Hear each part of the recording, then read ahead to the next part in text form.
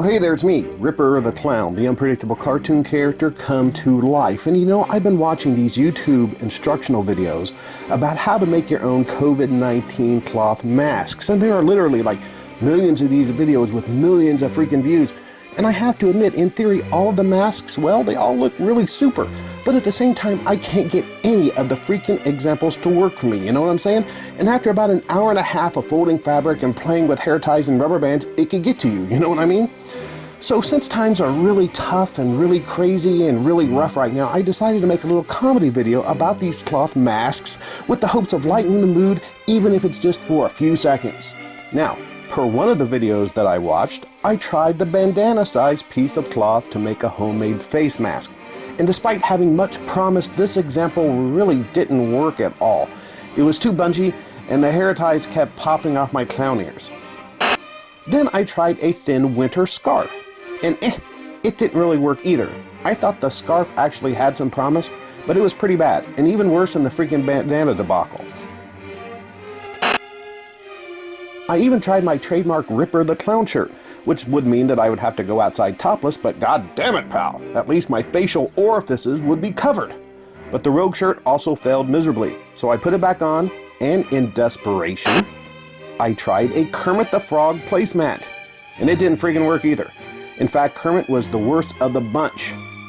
Plus, I would probably never wear this thing out in public because, you know, Kermit the Frog is all over the place there. You know, be it Halloween or any occasion, the major factor of any mask is the rubber ear holding up the mask thingy. Without a rubber band, the mask is pointless and inoperational in the most fundamental of ways.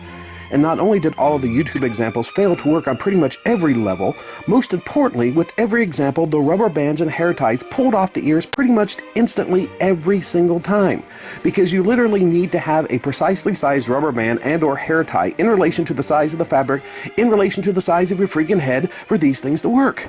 Hair ties are meant to pull back hair in a ponytail fashion. They're not meant to do this crap. Let's just get real here. And I mean, you know, you tell me, who wants to have a face mask that keeps popping off every single time you put it on your freaking head because of subpar rubber materials? And then, in typical Ripper the Clown fashion, I was like, screw it! I'm going to make my own mask design. And trust me, from my design, you don't need to find a specific size piece of cloth in relation to whatever YouTube video that you're randomly watching at that given moment. And you can also forget expecting those wimpy hair ties to simultaneously hold up the mask and stay wrapped around your big ears without popping off. Here's what you do. Grab the nearest standard size throw blanket. I know you've got one. And then fold it like this. And then fold it like this. Flip it over for no apparent reason. And then fold it like that.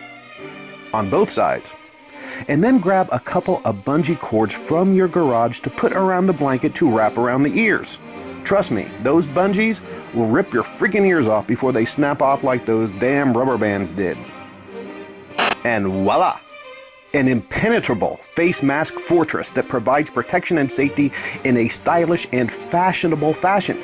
Plus, it's all nice and fleecy and really easy to breathe through. At this point, all you have to do is cut some holes in the front for your eyes and or extra holes if, like me, you always wear sunglasses. And here's a little tip for the makeup and or face painting wearing population. During these chaotic and uncertain times, should I decide to break quarantine and disregard the stay-at-home orders, this mask allows Ripper the Clown to go out without having to put on my face paint. Or better yet, throw away the fleece and just wear one of these fellas around. Sure, spring is coming and it's going to be getting warmer, but hey, if armed bandits can suffer through the daily heat and the daily stress during the course of their regular routine wearing this kind of mask, so can you, pal. I'm Ripper the Clown.